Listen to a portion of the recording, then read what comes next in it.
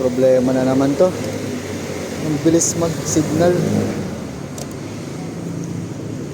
Tapos sa likod, signal sa kaliwa, pero yan yung nagbi-blink. Pag nag-signal ka sa kanan, ganyan. Kapag naka-hazard, ganyan.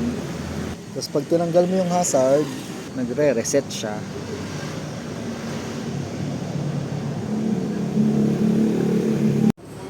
So mukhang kailangan kalasin yung kaha at tignan yung connection.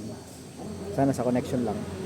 Buksan na natin at parang yung connection nga lang ang problema. Ayan o, hindi siya magkadikit. Naalala ko, nalubak ako nung isang araw eh. Medyo malala yung pagkakalubak ko nun kaya humiwalay. Yung ganito. So try natin. So, signal sa kaliwa. Signal sa kanan. Sa likod naman, signal sa kaliwa. Yun! Signal sa kanan. Yes!